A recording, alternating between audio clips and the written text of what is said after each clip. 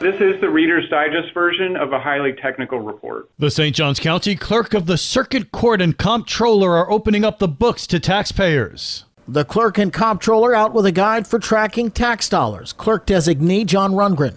Every year, the county is required to produce a more technical and detailed report called the Annual Comprehensive Financial Report.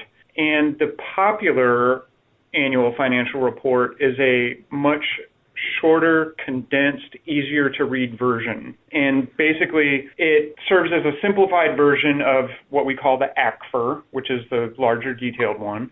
And it's designed to help residents easily understand the county's financial picture. Rundgren says the report highlights key information. One of the things, of course, that I'm sure most people would want to take a look at would be the largest expenditure categories, which in our case is public safety, and then transportation, general government, and then culture and recreation, which would be related to parks and rec. Rundgren says it's a comprehensive look at the county's overall fiscal health. Another thing that some folks might be interested in taking a look at are our returns on investments, which those are very strong. We've actually totaled over $30 million in investment returns in fiscal year 2023. And our bond rating is exceptional with the AAA rating.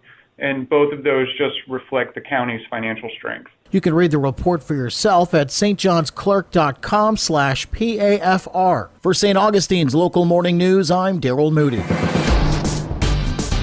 This local news is a service of your hometown Toyota dealer, Beaver Toyota, US 1 St. Augustine, here to wow you.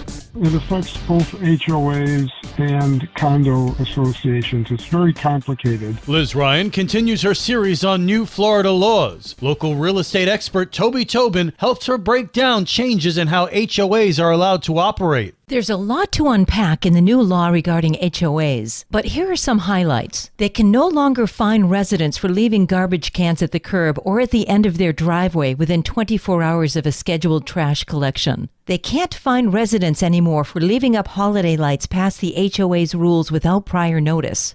They can't tell you cannot have a vegetable garden or a clothesline, as long as it can't be seen from the street, a neighbor's house, or a common area. Toby Tobin predicts that some of the changes will be open to interpretation and therefore disputed. One of the controversial topics will be allowing business vehicles parking on association property. That portion of the legislation is poorly written and will not be sorted out until it's adjudicated over time. Another new part of the law came about as a result of the Surfside condo collapse disaster. There are much more strict regulations taking effect governing inspection requirements. He predicts that more and more of Florida's population will be living under condo board and HOA rules. Most municipalities are requiring that essentially all new development from new communities form an association to maintain in perpetuity the common areas for either the HOA or condo association. Toby is the host of Real Estate Matters on our sister station WNZF Saturdays at 11. For St. Augustine's Local Morning News, I'm Liz Ryan. It's a great way that people want to say, I gave pajamas and a chicken and socks to somebody today. Gail Pinnell from the Church of Latter-day Saints describing some of the benefits of the Light the World giving machine coming to St. Augustine. The Church of Latter-day Saints has received permission from the St. Augustine Board of Commissioners to place Light the World charity giving machines in the southeast outdoor corridor of the historic downtown parking facility from November 29th through December 15th. In 2022, when we did this, the city of St. Augustine and the surrounding areas were able to raise $51,000 in just 5 days for the nonprofits that were highlighted in the giving machine. And this time, when we have 16 days, we hope that we're able to help these 5 nonprofits make a difference. Pinnell adds the nonprofits receiving 100% of the donations need local support. There's medium to small nonprofits, and one is for domestic violence, one is for a food pantry, one is for refugee children, and one is for adults with developmental delays, as well as the homeless.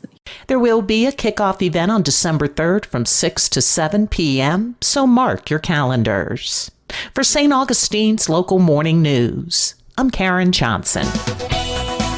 And now you're up to date with St. Augustine's Local Morning News. I'm Rich Carroll.